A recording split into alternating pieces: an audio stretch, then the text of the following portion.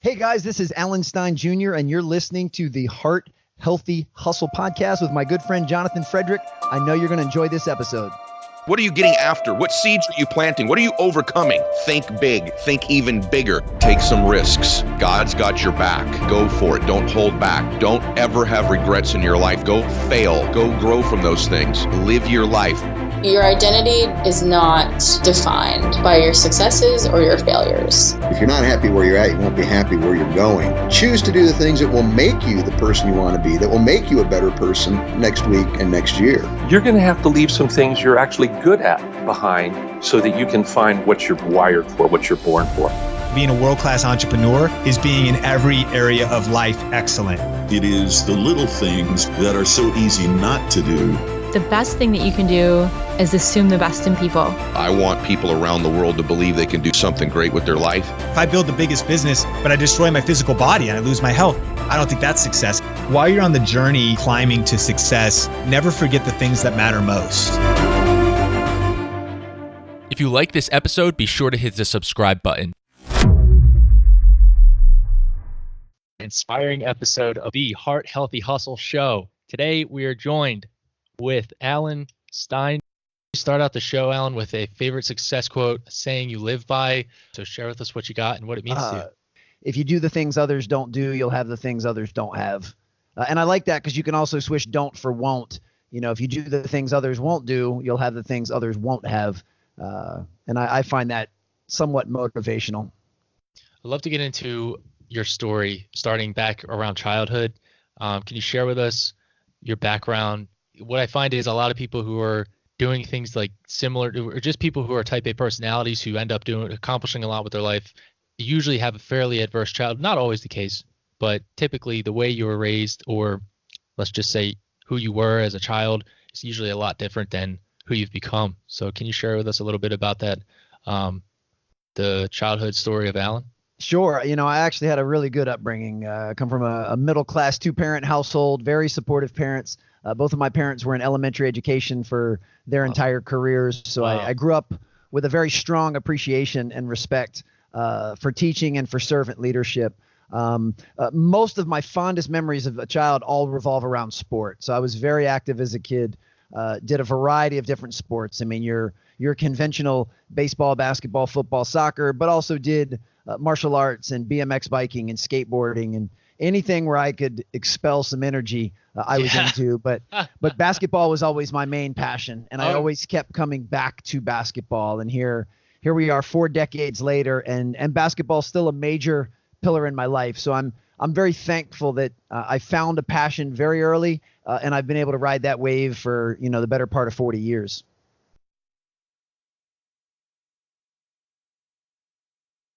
Awesome. So Alan, you're an absolutely, world-renowned performance coach, consultant, speaker, author, spending over 15 plus years, working with the highest performing, highest paid athletes in the game. Can you talk to us a little bit about, before, did you always see yourself doing things like that? And you're just a man. We're all human. We get it. But you've accomplished some big things so far, and I'm sure you're just getting started, of course, right? I was watching your TED Talk, and you said, at that time you were about 41, I think. And you're like, hey, that first half was real quick. And I'm listening to this. I'm like, that's resonating hard, man. That is, I'm 28 this month. And I got to tell you, I'm like nowhere near, what's going to happen here. So how does it, I forget what I was going to ask you. Going back to working, like everything you've accomplished so far, did you always have that vision, or did that come from experiencing some highs and lows? What brought you to that? No, I mean, it's certainly been a process. I mean, I just kind of let my heart guide my way and do things that I enjoy, things that I'm passionate about, things that I believe I can contribute and serve others. And for a while that was in the basketball space, and now it's more on the professional speaking and corporate side. But yeah, all of it's a process. I mean, there's no way I would have predicted where I'd be, when I was a teenager.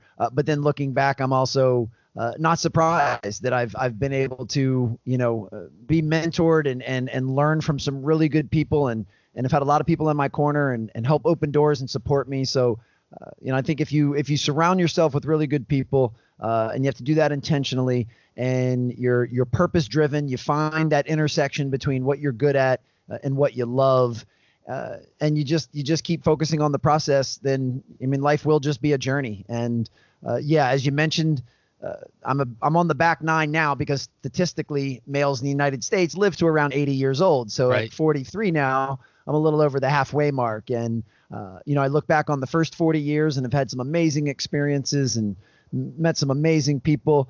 So I just try to take those things and learn from them and move on. So learn from the highs and learn from the lows. But it's always just a continuous process. It's never something you're done. And I take a lot of pride in being a student of everything. So I'm a continual learner, and to me, that's where a lot of the fun is continuing to find new things and learn and grow and develop. So who knows where I'll be a few years from now? I don't spend hardly any time looking back on the past and about previous things, whether they were good or bad. Try to be in the present moment as much as possible. Right. Be where your feet are. I like that. Absolutely. I like that a lot. So that being said, I still want to pry into your story a little bit. Sure. Kind of people give some rapport for the audience there. Can you share with us, where were you at when you were about early to mid 20s? What was going on in your life? I would like to believe the core of who I am hasn't changed much, but a lot of the peripheral stuff has. I know, looking back in my 20s, I was very outcome driven. I was had much lower self-awareness then, much less emotional intelligence. At many times, very self-absorbed and very selfish. The cream cheese. And Do you know what I mean by that? I don't. Okay, so cream cheese on your face, but you think you're helping people, but then people are like, oh, he doesn't know there's cream cheese right here. Oh, So, gotcha. I love that. Yeah. Sorry. No, that's all right. Yeah. So, in that regard, I think with most people, life experience, and just getting in reps in all different assets of life, you grow and you mature. So I'm in a much better place now. Don't regret anything from my 20s because it's all put me on the path of where I am now. But I don't think there's a person alive that can look back and say, man, I woulda, coulda, shoulda done that a little bit differently. And that's just what experience is. Experience is our best teacher. But I do believe that I've grown a lot as a human being in all areas of my life since my 20s. And that's really what your 20s are for. And I hope, in my 50s and 60s, I look back on my 40s and say, hey, I've grown a lot since then. That's really, each of us should be doing the best we can with what we have wherever we are. And we should always be moving forward. So no matter where you are, you should be able to look back and go, I'm better today than I was then. Share with us your first greatest success where you knew everything was going to work out. Boy, I don't know if I have one of those. I mean, I'm an optimist at heart, and I'm an incredibly positive person. And I do have a core belief that things will always work out. And I've never doubted that. But as we mentioned earlier, admittedly, I have not gone through some of the major adversities that other people have gone through. So it's easier for me to look through the world with that lens. But I've also learned not to play the comparison game. Many people play the comparison game with, what you have or where you've been and material items. But you can't really look back and compare adversities either. I mean, I've had some times in my life that were tough, and on paper, they don't look like they're that big of a deal, especially when you look at all of the catastrophic things that can happen to someone. I've lived a very pristine life, but still had some challenges and some adversities and things I struggled with. And I just try to learn those and move forward as well. But, I believe now I'm in a position where I have a much better relationship with challenge and adversity. It's not something I'm fearful of. I know there's adversity right around the corner. You never know when it's going to strike or in what form it's going to take or how hard it's going to hit. But I believe I have the tools now that no matter what would happen, that I'll be able to still be able to move forward and progress. Okay.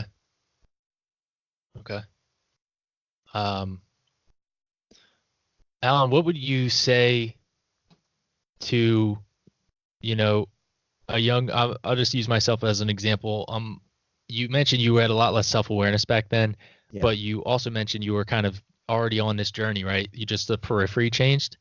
Is that did you know in your own head, did you know that you'd be fine, you're going to do well, everything's going to work out, you're going to have these, you would obviously not know what experiences you're going to have. But did you know, like in your core, like as long as I am alive, like something good is, the outcome will be helping other people, etc.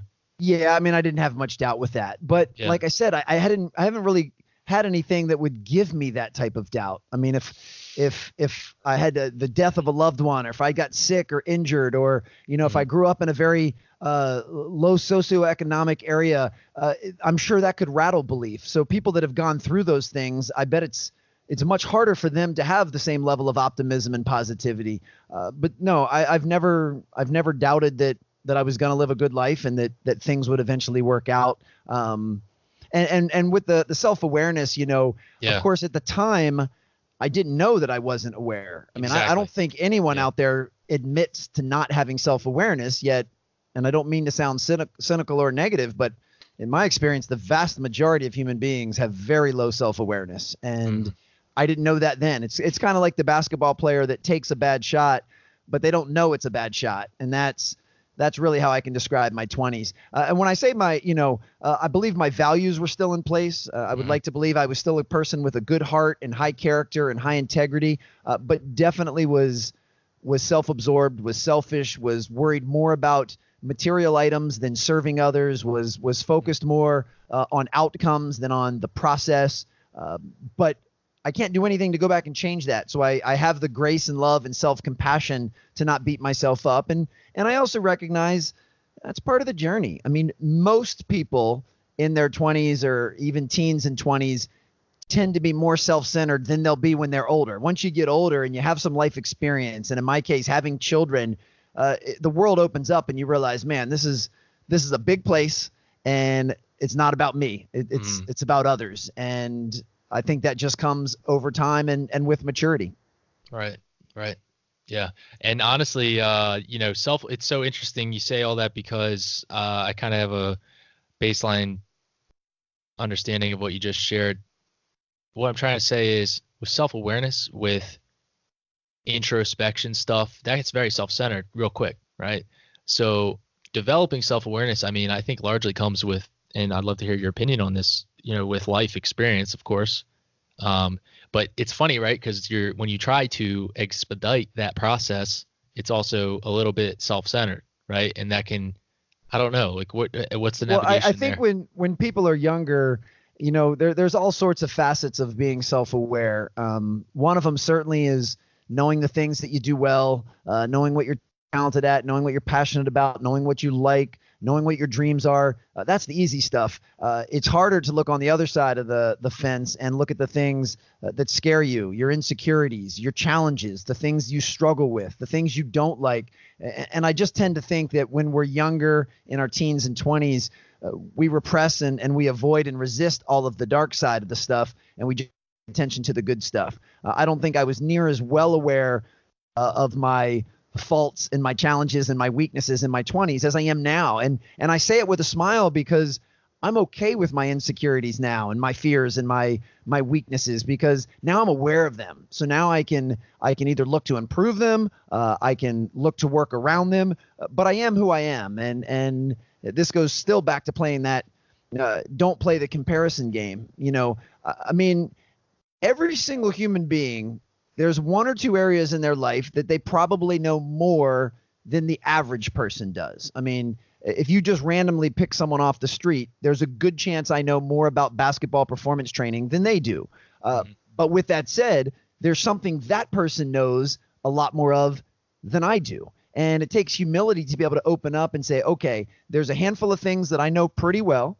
There's a handful of things I don't know hardly anything about. In fact, that's a real long list. And then anyone that I meet has something that they can teach me, something I can learn from. And I believe if you're a real student of life, it's up to, in this case, it'd be up to me to figure out what those people have to offer and what I can learn from. And that's what's most important. And I just think I was blind to most of that earlier. And I'm saying all this, and it sounds like I'm being really critical and I'm beating myself up.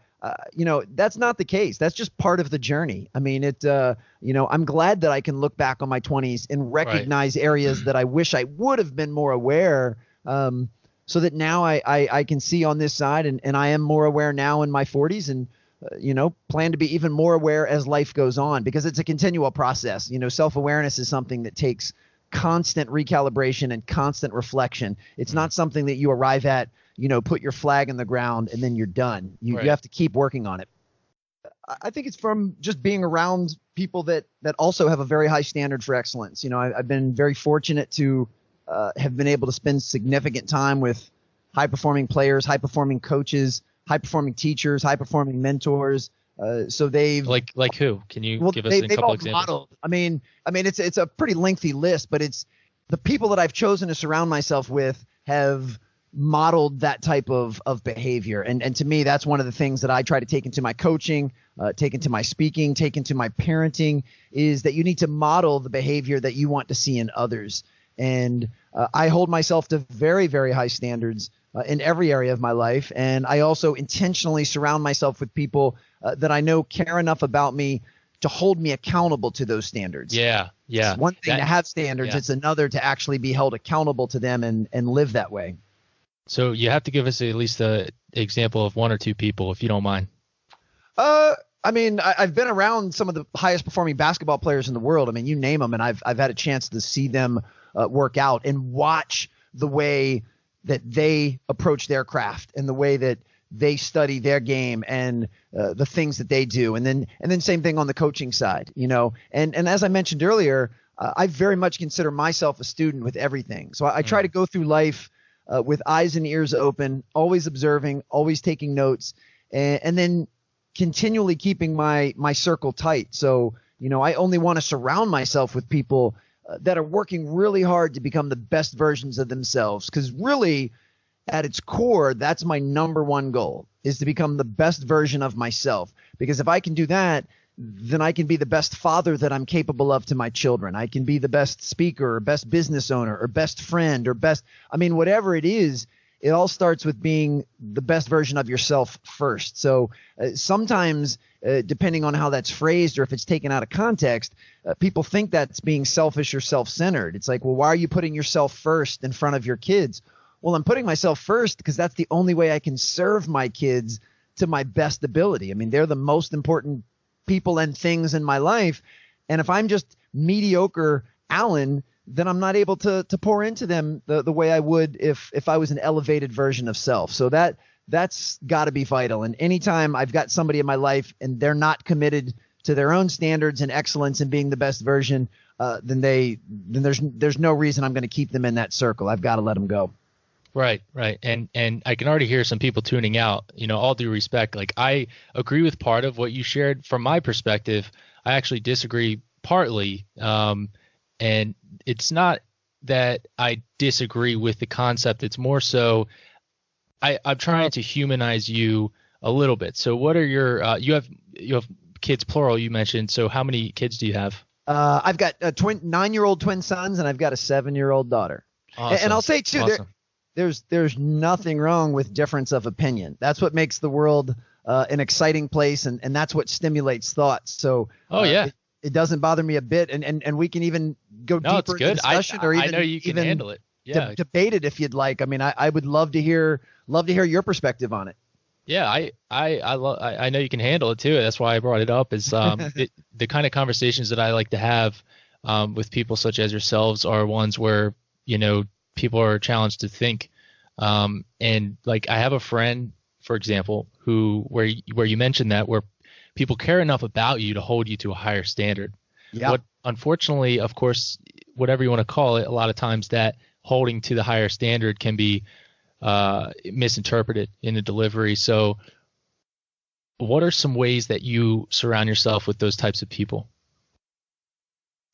Well, I make sure that I communicate with those that I care about, that holding someone accountable is a form of love. That's how you show them you care. It's you when you hold someone accountable, it's something you do for them. It's not something you do to them. In fact, if you really care about someone, you should hold them to the highest standard so that they become the best version of themselves. If I care about you, there's no way I'm going to let you slide or let you go through the motions or let you turn in something that's less than your best. And, looking back at teachers or at coaches, I mean, they would always hold you to the highest standard. And that can be very tough and challenging, especially when you're younger. I mean, you're a basketball player and you practice hard 99 days in a row, and then on the 100th day you don't give it your best effort, and the coach gets all over you, and you're like, man, 99 straight days I gave a great effort, and now you're getting on me? Well, yeah, of course they are, because they love you and they care about you, and they know that you were capable of giving a better effort on that 100th day, and they're trying to help you choose that. So for me, it's all about the framing, and I explain to the people in my inner circle and the people that I work with, hey, if I hold you to a high standard, just know the reason I'm doing that is because I care about you. And, I always say to players, don't be upset when the coach gets on you. Be upset when they stop getting on you, because that means they've given up and they don't care anymore. Let's jump into the Heart Healthy Hustle round. I'm going to ask you a series of rapid fire questions that are from the name of the show. So, Alan, are you ready? I am ready. Heart is the first category. What activity do you use to care for and strengthen your internal man, your character? I do a daily meditation. Every morning I follow the Headspace guided meditation app, and I like starting my day that way because it allows me to start in a very mindful and grounded and present way, and really just gets me to connect to self, connect to my breath, before phones start buzzing and horns are honking and everything else that can come with the day. Starting in that level of peace certainly helps me stay connected to my heart, to my, as you mentioned, inner man. And to me, it's a non-negotiable. I've got to start my day that way. That's powerful, because you're a guy, no nonsense, let's get it done. But you take that time to do that. I mean, that's powerful coming from you, because, again, a lot of people in that setting are, do I really need to spend time doing that? I don't have time. What I like to do is ask myself, all right, how you doing? Sometimes if I'm feeling emotionally ungrounded in even a little bit, where I'm a little irritable or a little argumentative with my job or whatever the case may be, I'll ask myself, like, what's going on here? Yeah. It's like, oh, I'm upset because earlier my friend, I perceived a rejection from my friend, and it doesn't look like we're going to be able to continue on as friends at least at the status quo. Some things are going to change and probably lose them as a friend or something like that. And then you start to recognize that's why you blast back at your, significant other or whatever it is. And it's interesting because taking the time to do that, I love it. What's the health next category? How do you maintain your physical health and avoid burnout? I approach physical health. Well, first of all, I believe, physical, mental, and emotional wellness are all interrelated. I've always believed that, physical health will allow the other areas to raise to a higher level, that you'll have better mental clarity and problem solving ability and emotional intelligence if you take care of your body. And I mean, I guess the three primary pillars, one, sleep is a non-negotiable. I mean, I'm very routine about my sleep habits. I make sure to get ample sleep because I know that's a marker of longevity, of vitality. It's how we recharge ourselves. Most people are more concerned with the percentage of battery they have in their phone than they are with the percentage of battery they have in themselves. So sleep is number one.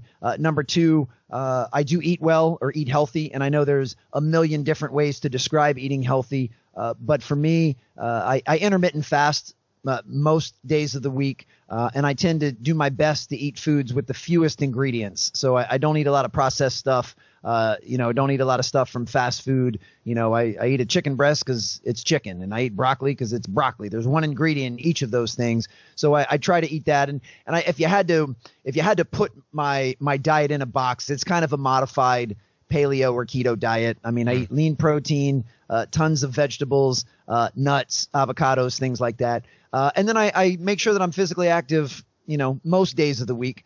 Sometimes it's taking a hot yoga class. Sometimes it's doing some strength work. Sometimes it's going for a run around the lake that I live next to. So I just try to get moving and be physically active.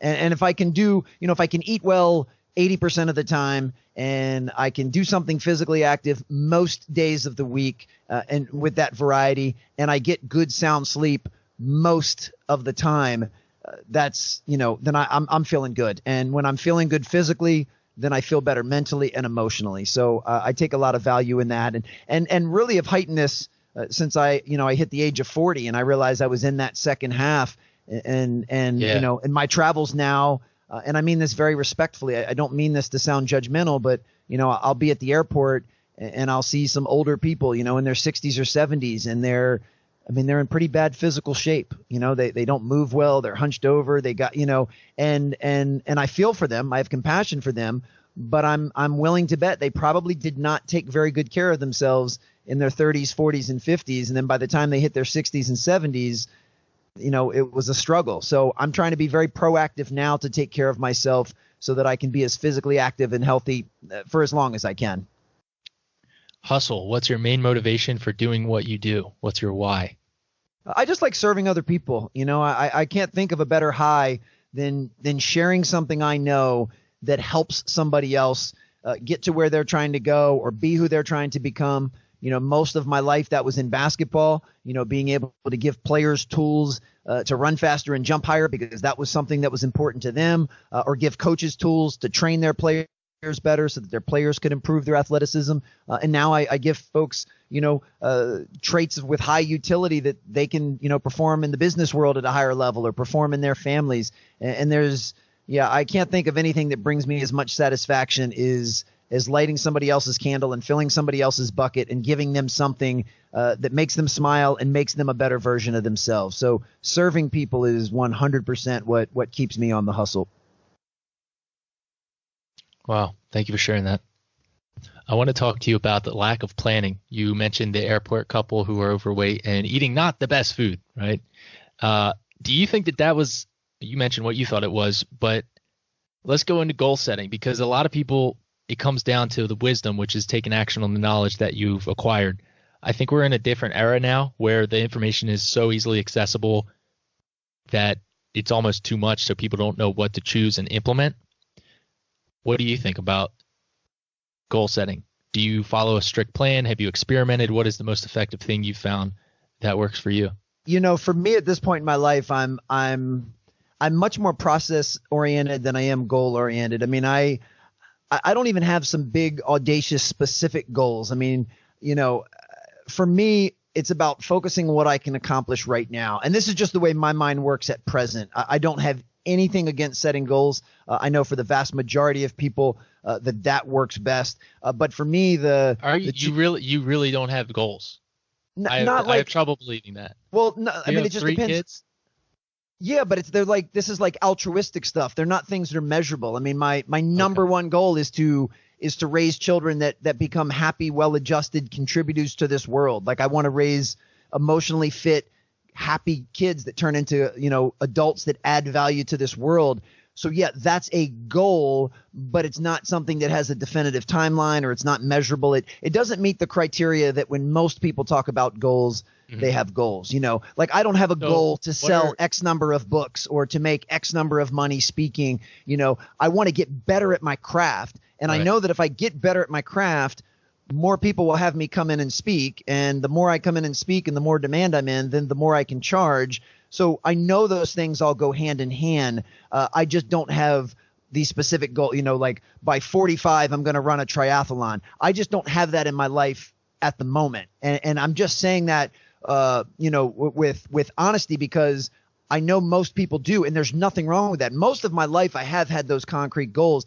Now it's just more to me about the process and the micro steps. And I've got this overlying vision of the person that I want to become. I want to be someone that is physically, mentally, and emotionally fit. I want to be someone that is a servant leader. I want to be someone that adds value to other people's lives. I want to be considered a connected and true friend. I have these visions of the person that I would like to become, and then I make all of my decisions based on whether or not it'll take me closer to being that person or further away. But I just don't have like this list in a Microsoft Word document of the 6 things I want to attain. Yeah. But there's nothing wrong with people that do. Sure. Let me interject. What are some things what are present actions that you take that keep you baseline, keep you grounded? Well, like one is making sure that I have a strong connection with my children. So I work hard to with 3 kids, and I'm very amicably divorced. So when I co-parenting with my ex-wife, so more times than not, when I have my kids, I have them 3-on-1, and that's a nice dynamic. But I know one of the things that I have to do a better job of as a father is making time to spend individual time with each of my kids, because there's a huge difference between having one-on-one time and having three-on-one time. And I need to do a better job of that so that I can get to know each child on a deeper level. But having a very strong emotional connection with my kids and talking to them is really important to me. Then on the business side, getting better at the speaking craft. And that's really twofold. That's improving content and that's improving delivery. And I work daily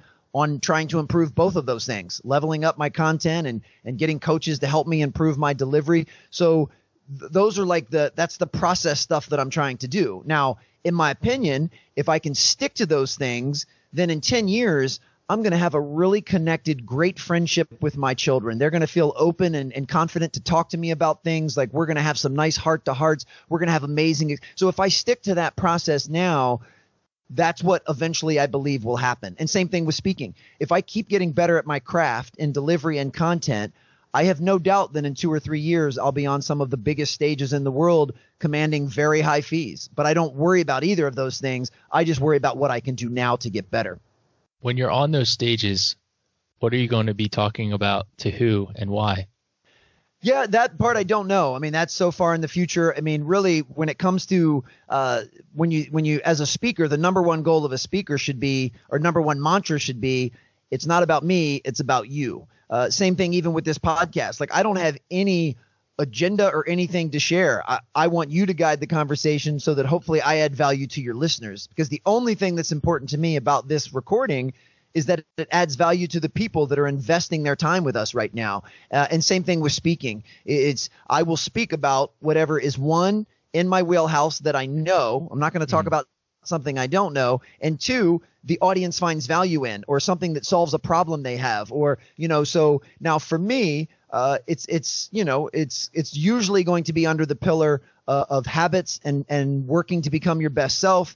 It's going to be under a pillar of leadership and influencing others positively. It's going to be under cohesion and accountability and creating culture. I recognize that I've got a narrow lane, and those are the things that I know well. So I can say with great confidence that it'll be something in that, under that umbrella, that I'll eventually be speaking about. But who knows exactly what and to what audiences. This really brings up a nice discussion about, the controllable versus the uncontrollable. And right now, I can control my preparation. I can control my attitude. I can control my effort. I can control how much I put into my craft. So that's where I put my focus. I don't control who's going to hire me or how much they'll pay me or what stage I'll be on. So I don't spend 2 seconds worrying about any of that. Those things will just happen and will naturally unfold organically if I can continue to live in the process. So you mentioned earlier you are really into being a student of the process. Is that right? Yes, very much. Just a student of life. Like I try to study everything I can. Absolutely. Okay. So my question for you is, you're so advanced, you're a powerhouse, you have a lot of energy, you're somebody who works with high level individuals.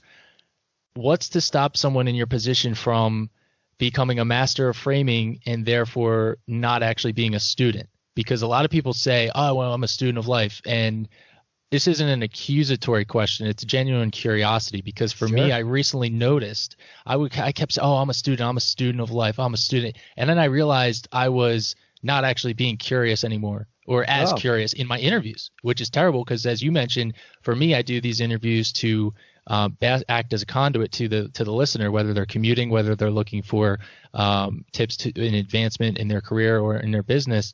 And I recognize that if I'm not actually being a student, there's no point for anyone to listen to this podcast. So I was like, all right, so that's why I'm bringing this question up, is you're somebody who, how to talk to people, how to lead people, how to present to people.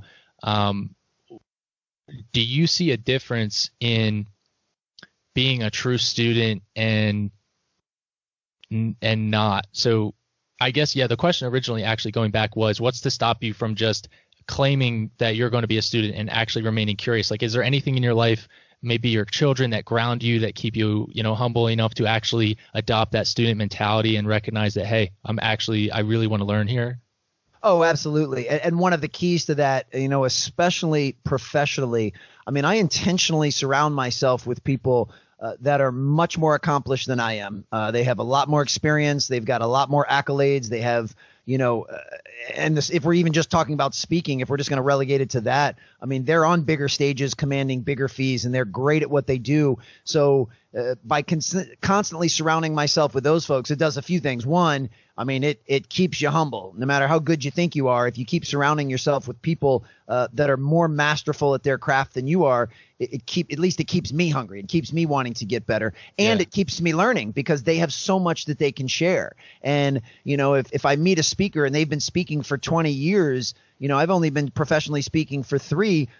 I want to improve that learning curve. I don't think it's going to take me 17 years to learn what they have, because if they're kind enough to share and kind enough to mentor and send the elevator back down, I mean, it might take me half the time to learn what it took them in 20 years. I might be able to learn in 10. And that's the other reason that I'm so adamant about, reaching a hand back out and helping others. If someone's just starting in the speaking craft, I've already learned things in these first 3 years that I think would be very beneficial with them. And I want to pay it forward or pay it back, or whatever the right terminology is. But I want to make sure that all of these people have poured into me and supported me.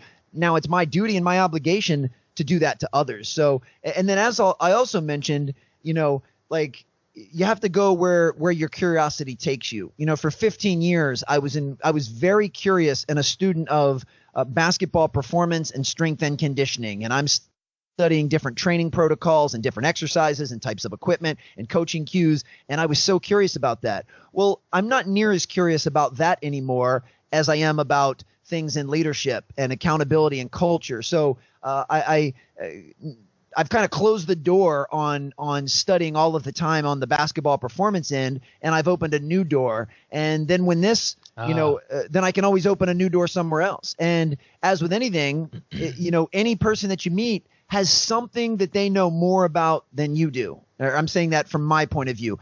Any human being I could meet, it doesn't matter if they're older or younger, it doesn't matter if they're successful or not, there's some area of life where they have more experience in something than I do. And I think that's incredibly important to look for that and then find what it is that you can pull. So if that's your mindset, and I work hard to keep that mindset, that means every single human being walking the earth has something that they can teach me, as opposed to a narrow mindset of thinking, all right, I pretty much know everything, and there's only a couple people in this world who could teach me anything.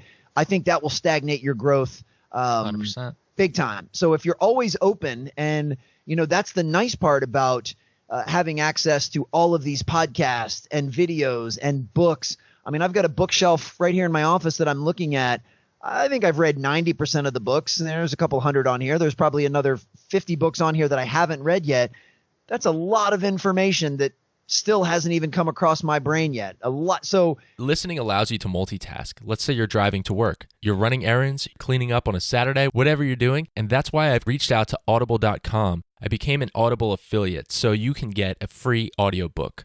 I use Audible for many of my audiobooks, tremendous selection of books readily available. So if you don't want to spend a monthly subscription to Audible, put in your name and email, at which point you can listen to that audiobook, keep it forever, and cancel your subscription before 30 days so that you don't get charged for the monthly subscription.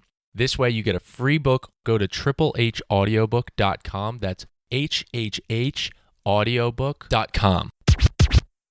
To me, even if I were to live a healthy life all the way up to 100, I'm not going to come anywhere close to scratching the surface of everything that I could have learned from all these different resources. So those, constantly reminding myself of that is why I'm confident that I'm not going to lose my mindset of wanting to be a student and trying to learn and keeping that healthy curiosity, which you brought up so perfectly. I'm glad you thought it was perfect. I don't know if it was perfect, but I appreciate the compliment. And just a side note, Alan, we are going on, I think around I don't know, over time. I mean, you're crushing the interview. Yeah. Are you okay to keep going? Yeah, I've got a couple more minutes. Let's see if we can wrap it up in about 5 minutes. That would be perfect. Okay. All right. Let's do it. All right. So what do you think is holding most proactive young professionals back from fully thriving and actually becoming the person that they know they can be? Excuses and complaints, I think, are the biggest two things. I think, and this is for any of us, I'm certainly not immune to them, but I'm doing my best to eliminate those two things from my mindset and from everything I do. I think it's easy to blame circumstances, to blame other people, to blame situations on why you're not getting the things that you want to get or achieving what you want to achieve. And I think that's part of it. And the other is simply complaining.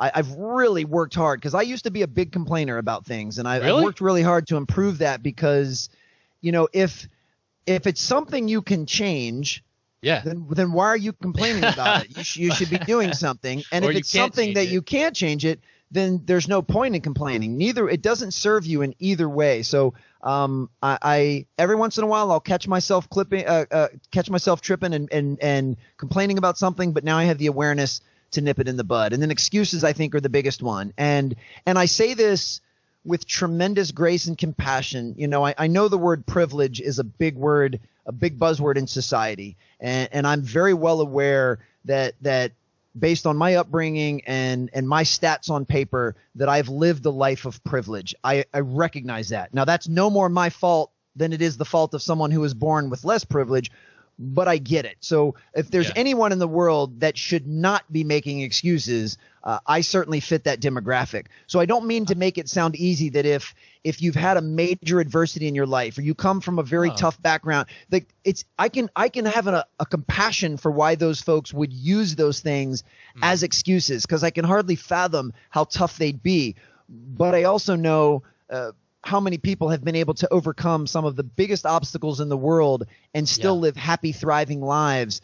So my best advice, anyone, if you're making an excuse for anything, it's not serving you well. It might be valid and it might be a reason that's been harder for you, but the excuse itself is not going to move you forward. So the sooner you can swallow your excuses and the sooner you can stop complaining, the sooner you'll start to move forward. And that is absolutely much easier said than done. Share with us your 3 most influential books, if you can think of 3. I know you're at the bookshelf there. Is there any that really stand out to you that have aided you on your journey? Oh, tons of them. 3 come to mind. Leading with the Heart by Coach K. Exactly What to Say by my friend Phil Jones. And The Coaching Habit by my friend Michael Bungay Stainer are just tremendous reads. But I mean, that's also asking me to pick my favorite child out of my 3. Almost impossible, but those are 3 good ones to start with. Any others off the top of your head that you really like? Well, certainly if you're listening to this, I'm going to promote my own book, which is Raise Your Game. That was too easy. No, man, there's a long list. In fact, if somebody opts into my email list, if they go to alansteinjr.com, you'll get automatically sent a list of the 13 books I recommend all leaders read. And when I say leaders, that basically means all human beings, because I think everyone should choose to be a leader, choose to have a positive impact and influence over others.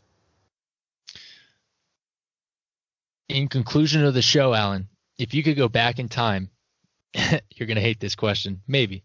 What would you tell your younger self? Forget this question. What would you tell a 25-year-old male or female? And by the way, a lot of people listening to this show are grandparents. They're 50, 60, even in their 70s, some of the listeners, but probably about 50% are young professional age. What would you do if you could sit down with you knew their background, they're driven, they're not making excuses, regardless of what they've been through. If you just had a few key pieces of wisdom or insight that you think would really, help them on their path, what would you share with that person? The handful of things I'd say is, find what you're passionate about and find what you're good at and find where those two things intersect. And that's going to be your strength zone. And when you stay in your strength zone, you're more likely to be happy, to be fulfilled, to feel significant, to have success, to have influence. That would be one. The next would be to really work on your own self-awareness, get to know yourself inside and out and be able to regulate your emotions. The more you know yourself, the more you'll be able to serve others. The next thing I'd say is, value relationships. Relationships are vital in any industry, at any age, in any walk of life. So make the time to give people your attention in the present moment and pour into relationships. Another thing I'd say is regardless of what your goals are, try to have a life of service. Try to have a life where you're an energy giver and you're filling other people's buckets. Don't focus so much on what you want. Focus more on helping other people get where they want and where they want to go. And then eventually it'll help you as well. And then the last thing I'd say is focus on the present moment. Don't worry about things that have happened in the past. Don't get anxious about things that may happen in the future. Focus on the here and now. It's okay to have big, audacious goals, and that's fine, but don't get too blinded by the actual goal. Focus on what you can do today to get yourself just a little bit closer to that goal, and then wake up the next day and have that same mindset. And if you string enough of those days together, eventually you'll reach your goal. It'll be inevitable.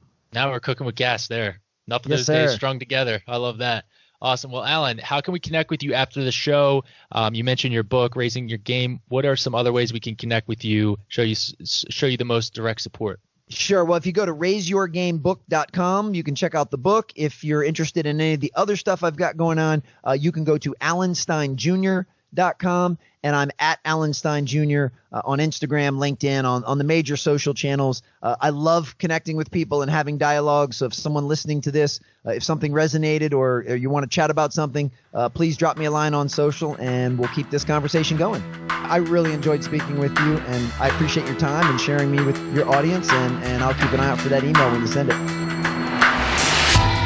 Congratulations on making it to the end of this episode. What about this episode stood out to you? Next, I need your help sharing this show. I want this podcast to impact and reach 6,000 people per episode by August 31st, 2019. And I want us to reach 15,000 people per month by March 29th, 2020. Have you been enjoying multiple episodes of The Heart Healthy Hustle? I'm thrilled to share with you an exclusive invitation to join our new Facebook community. To get to know other Heart Healthy Hustlers, simply go to thehearthealthyhustle.com/Facebook, where you can expect to see different members of our community being featured weekly in Facebook Live calls. I appreciate all of your love and support, and I will see you in the next episode. As always, be generous on every occasion, there is a story for you, and live wide open.